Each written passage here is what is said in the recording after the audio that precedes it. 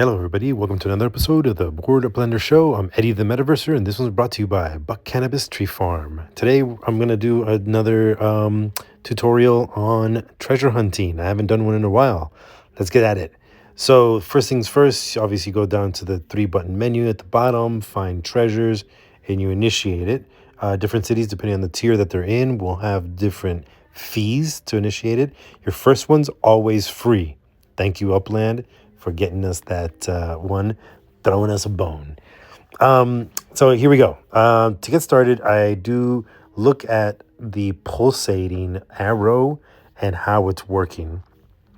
If it's really slow, then I know I'm gonna have to go a distance. Luckily, I have this one in southern Paris that let me get that far down on without using a send. And that's important about building a web kind of in a city, is you want to be able to go places where you can not spend any sends, right?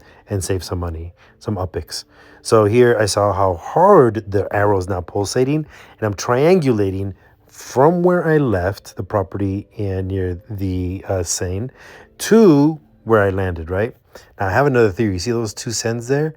I have a theory that treasures tend to be found around clusters of these sends, and kind of fits, right? There's 1, 2, 3 in that area.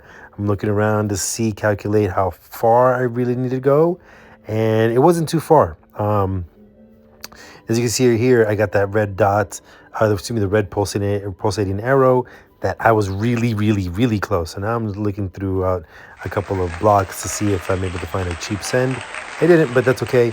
I got the treasure anyway. Let's go. And here's a fun fact. Once you click that, you acknowledge that you got it, you can actually leave it unopened. And it looks really cool when you have like a web of these just, bouncing around, and then you just go and click and click and click. Kind of makes me feel like I'm doing a lottery scratcher. But anyway, okay, so we got the first one. I'm going to do a second one. Let's get at it. I saw that the pulse was actually in medium.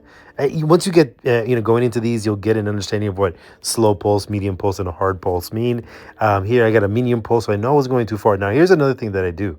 I set the Seine River as my marker so that if I have to gauge how far I need to go, I know that I was at the river's edge, and I can gauge from there because I don't have a property in that area.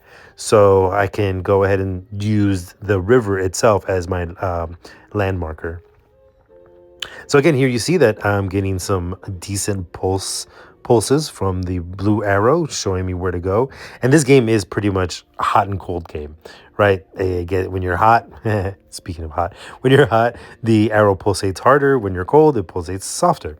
And again, look at that send. My theory is kind of sticking around.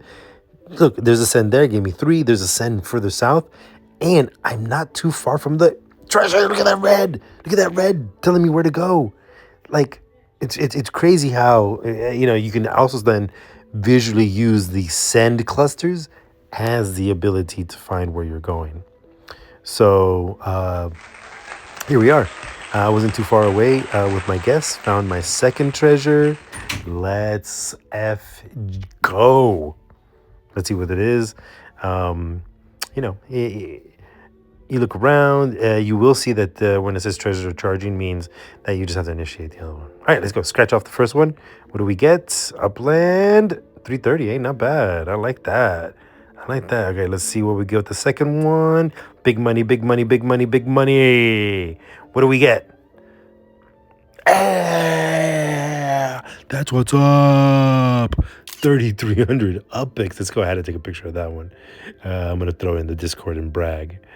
Anyway, that was fun. Thank you, everybody. See you the next time.